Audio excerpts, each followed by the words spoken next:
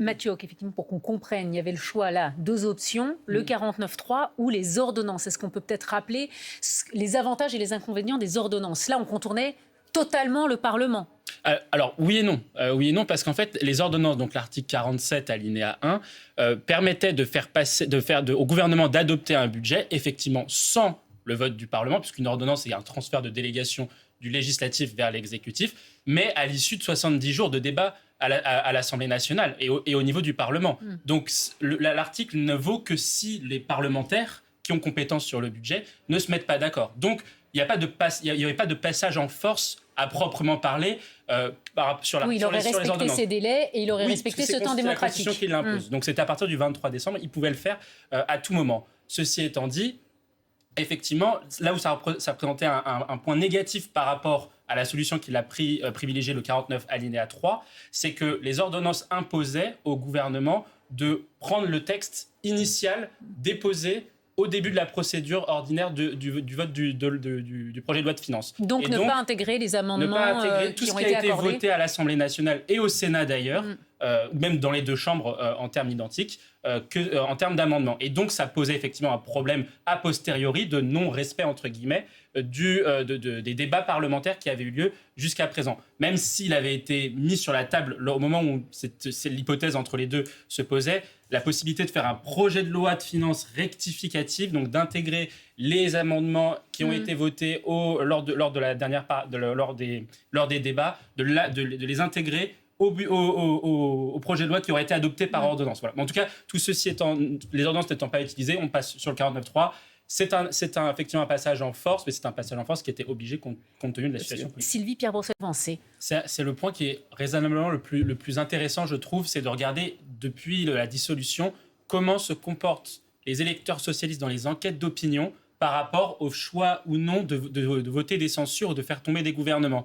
Et quand on regarde un petit peu, c'est notamment Elab qui le fait, lorsqu'on était du coup à l'hiver où Michel Barnier était Premier ministre de l'État, on avait la chose suivante, c'est-à-dire que... Donc l'hiver dernier, il y a un an, voilà, un peu plus d'un an. Voilà, exactement. Les électeurs socialistes étaient à 2/3 pour censurer le gouvernement. Et donc le Parti socialiste a censuré Michel Barnier. En revanche, ce taux est passé à 32% pour être précis, en février dernier, par rapport à la censure de François Bayrou, puisqu'il y avait eu ce fameux accord de non-censure avec le conclave des retraites et donc la perspective de pouvoir suspendre à terme la réforme des retraites. Et donc les électeurs du Parti socialiste, qui sont plutôt des électeurs attachés à la notion de compromis, étaient d'accord avec la position de Olivier Faure ou de Boris Vallaud, ou alors Olivier Faure et Boris Vallaud étaient d'accord avec la position de leurs électeurs, qui consistait à faire des avancées par compromis. Là, aujourd'hui, les électeurs du Parti socialiste, comme la majorité des Français, sont pour le compromis avant le passage en force. Et c'est pour cela que, par exemple, l'utilisation du 49.3 a été rejetée à plus de 70% par les électeurs du Parti socialiste et à plus de 70% par les Français. C'est de la même façon pour les ordonnances, c'était plutôt rejeté autour de 50 à 55% par les électeurs du PS et notamment par les Français. Les électeurs du Parti socialiste veulent plutôt la logique qu'aujourd'hui utilise le Parti socialiste, c'est-à-dire celle du compromis politique et de la négociation. Donc, pour répondre à la question ou à l'interrogation que soulève Aurélien Lecoq de la France Insoumise, les électeurs du PS ne reprocheront probablement pas aux élections municipales la position nationale du Parti socialiste à ce stade. Mathieu, qu'est-ce que vous en pensez effectivement sur la conséquence sur les électeurs, sur l'électorat, avec cette poussée des extrêmes et en même temps peut-être finalement maintenant un retour à quelque chose de plus stable? Qu'en pensent les électeurs et l'électorat? La question qu'il faut s'attendre pour les municipales, on voit cet exemple avec la ministre de la Santé, à quoi est-ce qu'il faut s'attendre? La question qui est posée à Ariane est très intéressante, c'est la résilience ou pas des électeurs dits modérés, donc du bloc qui vont donc des Républicains jusqu'au Parti socialiste. On voit bien qu'aujourd'hui, il y a un premier point, c'est l'émiettement de l'offre politique sur ce camp-là. Ce camp-là ne sait pas qui va être le candidat des Républicains et du bloc central, ou s'il y en a un ou s'il y en a deux. Même au Parti socialiste, la question n'est pas tranchée. Donc il y a déjà un premier problème, c'est l'offre politique. Au niveau national, j'entends, parce que pour les municipales, c'est bien évidemment différent. Le deuxième point ensuite, après, quand même, c'est que l'utilisation du 49.3, quand même, va laisser une trace, parce que même si, je suis d'accord avec ce que vous venez de dire, c'est un outil qui est constitutionnel, mais force est de constater qu'il a évolué dans sa perception d'un point de vue de l'opinion publique, y compris des électeurs dits modérés. C'est passé d'un outil pour rationaliser l'activité parlementaire, utilisé par notamment Manuel Valls lorsqu'il y avait des problèmes avec les frondeurs de la gauche sous la fin du quinquennat de François Hollande, à un outil utilisé contre les Français, notamment lors de son utilisation sur la réforme des retraites, où une majorité des Français étaient pour, une majorité des Français étaient contre la réforme, et pourtant la réforme est passée par 49.3. Donc quand même, malgré tout, le 49.3 aujourd'hui reste un outil qui se fait davantage contre les Français, en tout cas, plutôt que contre le Parlement. Mais là, on a un cas particulier. Et là, on est pour le coup, on est dans un cas qui est assez différent par rapport à la réforme des retraites, c'est que c'est justement pour discipliner d'une certaine façon l'activité parlementaire. En revanche, malheureusement, il y a quand même eu ce précédent-là.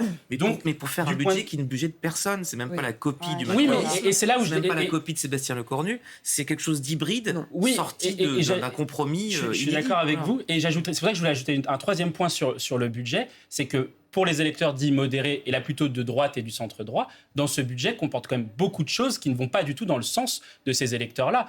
Il y a quand même énormément de taxes sur les entreprises, la surtaxe, il y a quand même plus de 6 milliards d'euros qui ont été votés sur les grandes entreprises. C'est quelque chose auquel ces électeurs-là ne sont pas attachés. Il y a également aussi beaucoup de dépenses supplémentaires. J'entends certains politiques de gauche qui disent que le budget ne va pas assez loin dans la dépense publique, etc., voire même qu'il est austéritaire. Je ne connais pas de budget austéritaire où l'on augmente, où les dépenses en volume vont augmenter de plus 8 milliards d'euros, où le déficit public va être de 135 milliards d'euros à l'issue de cette copie. Sylvie. Non, les entreprises adressent le message suivant aux politiques, c'est qu'il nous faut de la stabilité d'un point de vue politique, c'est-à-dire mettez-vous d'accord. Ça certes, mais est-ce que c'est vraiment ça la méthode que les entreprises attendaient ? Exactement, il faut de la stabilité économique, c'est-à-dire une lisibilité dans la politique économique. Aujourd'hui, depuis 2017, il y avait une certaine forme de lisibilité avec la fameuse politique de l'offre proposée par Emmanuel Macron, mais aussi il faut une stabilité fiscale et normative. Or là, avec le fait que l'Assemblée ait davantage la main sur la conception même de l'élaboration du budget, puisque le pouvoir de l'amendement est beaucoup plus fort dans ce cadre parlementaire qui ne l'était lorsqu'il y avait un gouvernement et une majorité, entre guillemets, bien dressée derrière, effectivement, on peut voir on a vu apparaître des impôts même. Il y avait, je crois que c'était Les Échos qui avait fait un article, il y avait 40 milliards d'impôts qui n'avaient aucune base juridique viable au moment des discussions en octobre et novembre dernier. Donc, effectivement, les entreprises ne vont vraiment pas être contentes, et on peut les comprendre, de ce qui se passe aujourd'hui au niveau politique. Oui, c'est toujours pas une bonne nouvelle, parce qu'il faut se rappeler aujourd'hui dans le contexte dans lequel nous sommes, et c'est ce qu'avaient dit Emmanuel Macron et Michel Barnier après la dissolution, il faut arriver à l'objectif de respecter les critères du pacte de convergence, donc 3%, pacte de stabilité et de convergence, 3% de déficit public à horizon, initialement c'était 2027, c'était la promesse d'Emmanuel Macron en 2022, et ça a été passé à 2029. Or, pour cela, il faut être à moins de 5%, comme vous l'avez très bien dit, à moins de 5% de déficit dès cette année. Or là, donc 4,8, il me semble, pour qu'on puisse être sur la trajectoire, donc c'est-à-dire beaucoup plus d'économies sur la dépense, ou alors prélever plus.